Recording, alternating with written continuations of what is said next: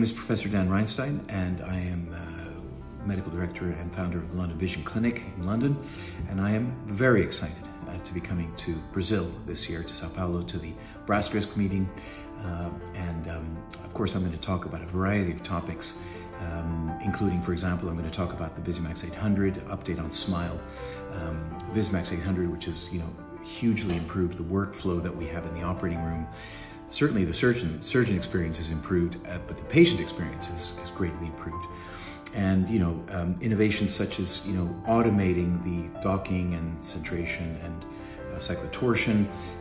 Not that it's changed the outcomes, but it's a lot less work for us to do those things during a SMILE procedure than it used to be with manual drawings and printouts. The fact that the treatment time is just so much quicker that it makes certain complications probably difficult to generate at this point, like suction loss, like eye movements during cutting, things like that.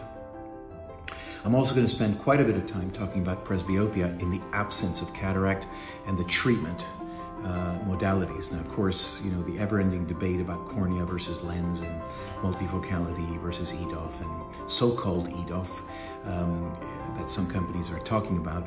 And I want to, I'm going to really spend some time making a very clear, complete scientific argument with published literature and review to make everybody aware of the fact that corneal refractive surgery in the absence of cataract, in the presence of obviously an ocular surface that's adequate for refractive surgery, is really the best solution for presbyopia. I'm going to make the argument scientifically, and I look forward to debating that with anybody who disagrees with me, because that's what these meetings are for. I will also be discussing something, I've been asked to talk about nomogram development and the use of nomograms. This is something which technically should be part of every single refractive surgery practice. Usually these are done in people's heads and people sort of thumb it a little bit as to how they're going to put the data entry.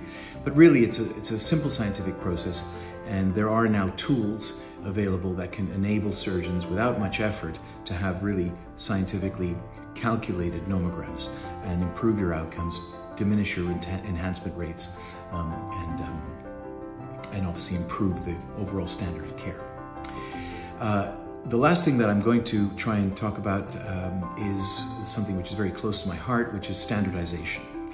And the fact that refractive surgery is now, a good 30 years of excimer lasers and now femtos creating refractive surgery in the cornea, and the fact that, pretty much my generation has basically taught themselves. And so there's a little bit of a haphazard way that people have trained, and the standards are a little bit loose. And let's say that there aren't really world standards in refractive surgery. The World College of Refractive Surgery, which formed last year, now has many hundreds of members of charter fellow members.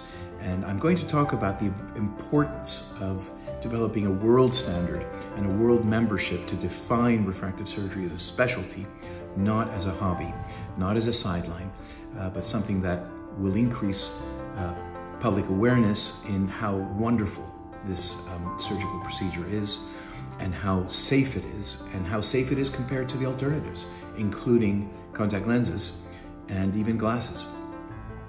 So I look forward to seeing you all there, and not last but not least, I hope that I will get a chance to bring my saxophone and play some great bossa nova with some of your amazing musicians.